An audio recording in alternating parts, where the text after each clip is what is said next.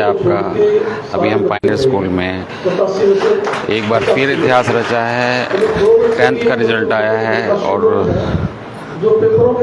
आइए देखते हैं पायनियर स्कूल के जो डायरेक्टर हैं बराड़ साहब वो क्या बोल रहे हैं। आइए देखते हैं, जानते हैं उन्हीं से। तो एक ही बच्चा है स्कूल का जिसको ये साल रिपीट करना पड़ेगा। तो प्लस टू में 62 बच्चे थे और उसमें से 59 बच्चों ने ये क्लास क्लियर कर ली। तो ओवरऑल रिजल्ट भी आपका काफ़ी शानदार है। बच्चों की साल बची, पेरेंट्स का पैसा बचा और सारे बच्चे खुशी खुशी अगली क्लासों में चले गए। जहाँ तक मेरिट का सवाल है, मैं पिछले साल में देख रहा था कि जो मेरिट का बच्चों का लेवल था और मैंने बात देखा कि 10th क्लास में तो केवल 3 बच्चों के फोटो बाहर लगे हुए हैं एंट्री पे, बच्चों को भी पता है। लेकिन अब की बार हमारे 3 बच्चों से बढ़ के वो जो कतार है वो 20 बच्चों की हो गई है। 10th क्लास में 20 बच्चों की फोटो लगे हुए हैं, मेरिटोरियस बच्चों की जो बच्चे बाहर फोटो लगे। ऐसे जो प्लस टू का रिजल्ट है वो भी ओवरऑल हम तो हैरान रह गए कि आर्ट्स जैसे सब्जेक्ट में भी बच्चों के 93% से ज्यादा 94 के करीब बच्चों के आर्ट्स सब्जेक्ट में भी मार्क्स आए हुए हैं। और ओवरऑल जो साइंस कॉमर्स आर्ट्स के बच्चों ने 90+ या अराउंड 90 लेकर अपने अपने क्लासों को टॉप किया और ये काफी नंबर होते हैं। इसमें हमारे बच्चों को पता है, मैं पेरेंट्स की जानकारी के लिए बता दूं कि CBSE बोर्ड एक बहुत सिंसियर बोर्ड है। इसमें बेहद मुश्किल एग्जाम के लिए पेपर सेट होते हैं। आप एग्जाम सेंटर में देखोगे तो आपको कहते हैं परिंदा भी पर नहीं मार सकता। CBSE के एग्जाम के सेंटर में आप सेंटर में जाओगे, आपको कोई कार बाइक कुछ नहीं मिलेगा खड़ा, चाहे वो सेंटर किसी भी स्कूल में, चाहे वो BRSK में, पायनियर में, DAV में, कहते हैं परिंदा भी पर नहीं मार सकता। इतना टाइट रोल होता है CBSE के सेंटर का। और बच्चों का जो एग्जाम होता है, क्योंकि सारे प्राइवेट स्कूल हैं तो पेपर का लेवल काफी टफ होता है। और इसमें उसके बाद मार्किंग बड़ी टफ होती है। 3 लेयर की मार्किंग होती है। मार्किंग के अंदर उसके सब एग्जामिनर, हेड एग्जामिनर 3-3 बार पेपर चेक करते हैं। तो वहाँ कोई गुंजाइश नहीं रहती कि वहाँ जो जेन्युइन नंबर है बच्चों के वही नंबर आते हैं। और ये क्योंकि भारतवर्ष का इंटरनेशनल बोर्ड है, केवल भारत का नहीं, विदेश स्तर पे इसके विदेशों में स्कूल है CBSE के, तो ये कोई इसके ऊपर कोई राजनीतिक प्रभाव नहीं होता कि बच्चे पास करने हैं। ये तो जेन्युइन काम करते हैं, जो पास है तो पास है, नहीं है तो नहीं है। इनको कोई वोट नहीं लेने लोगों से। जो स्टेट के बोर्ड होते हैं वहाँ राज्य सरकारों की बदनामी होती है। जैसे आपने स्टेट बोर्ड के रिजल्ट देखे, वहाँ आपको बहुत नंबर मिल जाएंगे, क्योंकि स्टेट बोर्ड में जो रिजल्ट नहीं आते तो राज्य सरकारों की बदनामी होती है। और क्योंकि सारे अधिकांश स्कूल स्टेट बोर्डों में सरकारी स्कूल होते हैं, तो उनको सरकारी स्कूलों के बच्चे पास करने के लिए पहले तो पेपर हल्का बनाना, फिर उसको चेक थोड़ा ढिलाई से करना मार्किंग में। उसके बाद अगर फिर भी कोई कमी बचती है तो बोर्ड अपने लेवल पे ग्रेस वगैरह देके बच्चों को अच्छे नंबर दे देते हैं। और CBSE स्कूल ये गारंटी देते हैं कि हमारा 60% का बच्चा जो होता है जो CBSE में 60% ले जाएगा।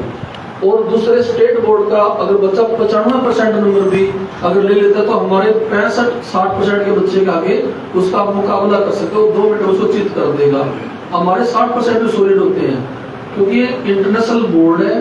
पेपर काफी हार्ड होता है, एग्जाम में ढिलाई नहीं होती, मार्किंग में ढिलाई नहीं होती। और जो बच्चे इस बोर्ड में भी 90+ करके, 80+ करके, ये बच्चों की बेहद बड़ी अचीवमेंट होती है। कई बार तो हमने देखा हमारे स्कूल में भी 80% का बच्चा टॉपर होता है। लेकिन अब खुशी की बात है कि बच्चे मेहनत करते हैं। अब हमारे टॉपर बच्चे भी 96, 97 ऐसे बच्चे जाने लगे हमारे भी। लेकिन इसमें बड़ा ये मुश्किल गेम है, मैं इस बात को जानता हूँ।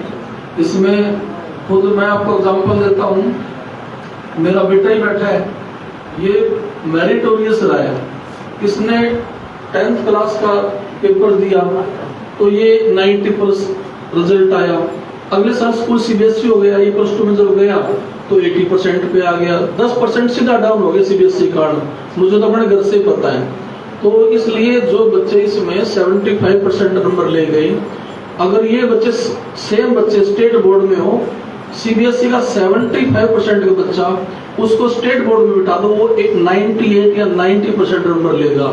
लेकिन आजकल क्योंकि सारी नौकरियां टेस्ट बेस हैं, एडमिशन में बहुत आए कि मैं बड़े कॉलेज में टेस्ट बेस हैं, हमारे बच्चों के आगे वो सारे बच्चे पिछड़ जाते हैं। बाद में हमारे बच्चों का वो किसी बोल चाल में या इंटेलिजेंस में वो मुकाबला नहीं कर सकते, ये गारंटी होती है सीबीएसई स्कूलों की। और एक ऐसा बोर्ड है जिसका पूरा न केवल अपने एरिया में, हरियाणा में, पूरे भारतवर्ष में नहीं, पूरे दुनिया में आज सीबीएसई स्कूलों के बच्चों का रिस्पेक्ट होता है। जो बच्चे विदेश जाते हैं उनकी पहली कोशिश होती है कि उनका सर्टिफिकेट सीबीएसई होना चाहिए, क्योंकि इंटरनेशनल बोर्ड है। तो बाहर जो बच्चे विदेश में जाते हैं उनको भी जो सीबीएसई के बच्चे हैं उनकी फाइलों को महत्व मिलता है, उनके बच्चों को एडमिशन मिलता है। तो मैं शुभकामना देता हूँ कि आपने अपने बच्चों को सीबीएसई स्कूल में पढ़ाया और आप उन भाग्यशाली पेरेंट्स में से हैं जिनके बच्चों के अच्छे मार्क्स भी आए। तो जैसे मैंने बताया, इतने अच्छे मार्क्स आने के लिए बच्चे की लगन, पेरेंट्स का साथ, माता पिता का भी परिश्रम, माता पिता का त्याग, उसके अध्यापकों का बच्चे के साथ मेहनत करना, अध्यापक और बच्चे का अच्छा तालमेल होना और स्कूल का ओवरऑल डिसिप्लिन एनवायरनमेंट अच्छा होना, ये जब सारे संगम बनते हैं, सारे कॉम्बिनेशन बनते हैं, तब इतने शानदार रिजल्ट बच्चों के आते हैं। तो आप उन भाग्यशाली परिवारों में से आप पेरेंट्स हैं और आप बच्चे हैं जिसने इतने सारे अच्छे तालमेल बनाए और उसका परिणाम है कि आपने इतना अच्छा रिजल्ट दिया है। तो मेरी शुभकामनाएं सारे बच्चों के लिए और सारे पेरेंट्स के लिए। लेकिन ये एक रास्ते का ठहरा हुआ ये मंजिल नहीं है। आपको पता है अभी प्लस 2 के बच्चों की पढ़ाई भी आगे बाकी है, 10th के बच्चों की पढ़ाई भी अभी बाकी है, काफी आपको पढ़ना है। क्योंकि जब तक आप जिंदगी में अल्टीमेट सेटलमेंट तक नहीं जाते, जब तक आप अपने पाँव पे बोलते खड़े नहीं होते, जब तक आप आत्मनिर्भर नहीं बनते, तब तक आपको ऐसे पंख लगा के रखने हैं। बच्चों को जीवन में आगे परिश्रम करके आत्मनिर्भर बनना है, किसी का मोहताज नहीं रहना है और बच्चों का सपना होना चाहिए कि मैं कामयाब होके अपने माता पिता ने जो उसके लिए परिश्रम किया है उसका भी मैं सहारा बनूं, उसका समाज में मान सम्मान करवाऊं और उसका जैसे बढ़ती उम्र में उन माता पिता का मैं भी उतना सेवा करूं जितनी माता पिता ने एक बच्चे की है। तो हर बच्चे के अंदर ये सपना होना चाहिए। तो आपके इन सारे लक्ष्यों के लिए आपको भी आने वाले टाइम में और भी मेहनत करनी है। तो जब तक आप उस मेहनत से एक सामाजिक सम्मान का मुकाम नहीं हासिल कर लेते और जब तक आपकी पढ़ाई के अच्छे रोजगार में तब्दील नहीं हो जाती, तब तक आपको ये मेहनत का जो क्रम है ये जारी रखना है। बल्कि मैं कहता हूँ अब आपके अंदर थोड़ा सा अतिरिक्त उत्साह होना चाहिए, क्योंकि आपने नंबर लाकर दिखा दिए हैं, आपने अचीवमेंट करके दिखा दी है। अब आपका ये जो कॉन्फिडेंस अच्छे नंबर लाने का ये भविष्य में भी काम करेगा। तो आप अपने लक्ष्यों की संपूर्णता तक ना रुके और ऐसे पंख लगा के उड़े, उत्साहित रहें। और ऐसा नहीं कि जैसे प्लस 2 के बच्चे हैं, पास हो गए, हमसे कोई सरोकार नहीं रहा। हम टीचर हैं, हम हमेशा आपके टीचर हैं। हमारे मार्गदर्शन की जब भी आपको आवश्यकता पड़े, किसी भी टाइप की सहायता की आवश्यकता पड़े, तो हम 24 घंटे आपके बीच में उपलब्ध रहते हैं। मेरा पर्सनल फोन में सब बच्चों को पता होता है। पूरा आजीवन बच्चे जहाँ भी है, स्वदेश में विदेश में है, तो हमसे कांटेक्ट रखें। और हमारा भी आगे भी आपकी लाइफ को कामयाब होने में अगर हमारा कोई योगदान है तो हम उसके लिए आगे भी तैयार रहते हैं। पेरेंट्स के लिए भी तैयार हैं। आप ऐसे स्कूल के साथ लगाव बना कर रखिए। और मैं दोबारा से आपकी इस बड़ी कामयाबी में सारे बच्चों को भी शुभकामनाएं देता हूँ, पेरेंट्स को भी शुभकामना देता हूँ। और इस अवसर पर जो हमारे मीडिया के बहन भाई सब आए हैं, आप छोटे से बुलावे पे, हमारे स्नेह पे, बहुत शॉर्ट नोटिस पे चले आते हो, तो मैं आपका भी फाइनल स्कूल की ओर से दिल की गहराइयों से आभार व्यक्त करता हूँ। Thank you very much.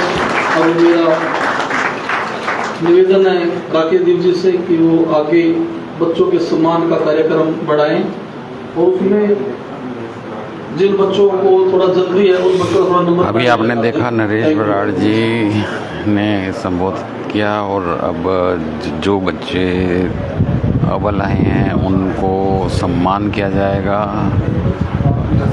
Thank you very much sir. उनका सम्मान किया जाएगा। और अभी उसमें लगभग 20 बच्चों ने मेरिट में स्थान पाया है, जो बच्चे आज सम्मान समारोह में हाजिर भी हुए हैं। और इन 87 बच्चों में से 85 बच्चे पास होकर अगली क्लासों में प्रमोट हो गए हैं। तो इस हिसाब से लगभग 98% स्कूल का रिजल्ट आया है। और पिछले सालों की तुलना में हमारे रिजल्ट में काफ़ी सुधार है।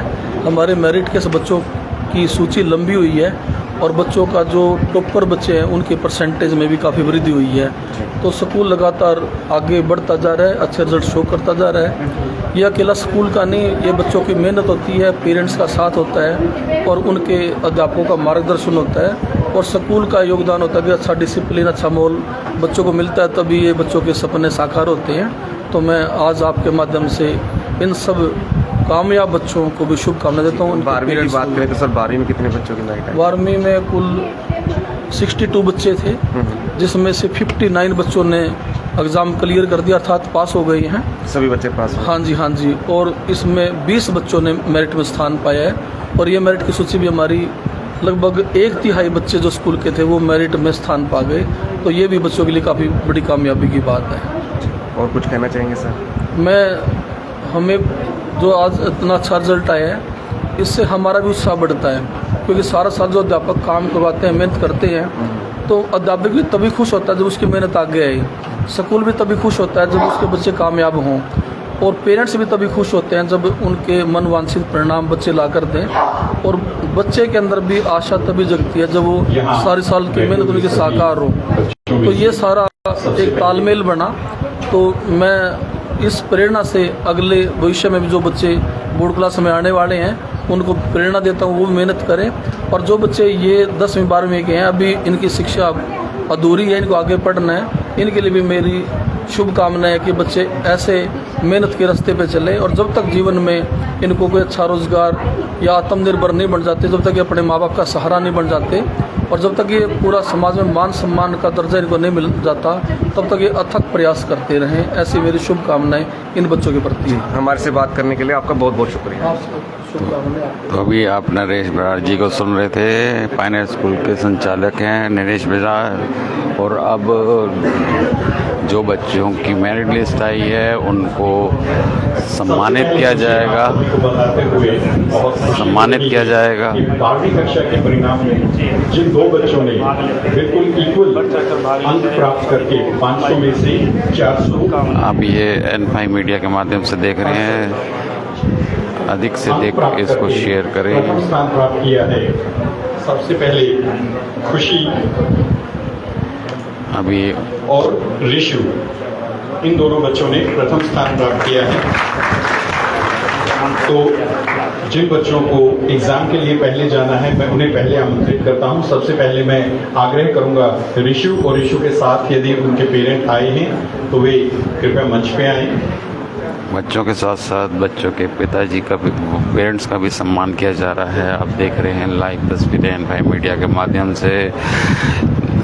बच्चों के साथ बच्चों के पेरेंट्स को भी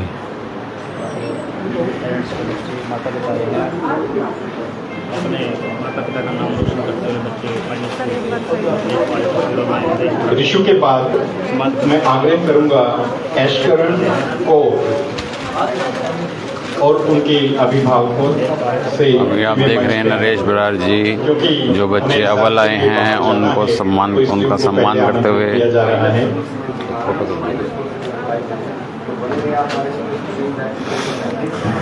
तो ये बच्चे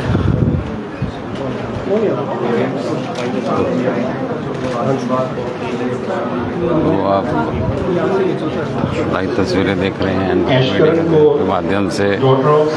जो बच्चों को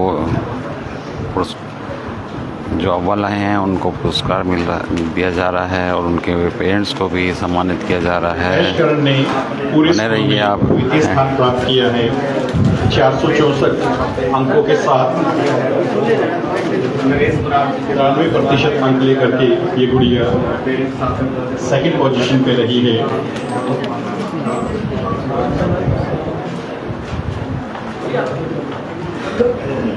फिर मिलेंगे आपसे एक नई अपडेट के लिए, तब तक जय भारत, जय हिंद।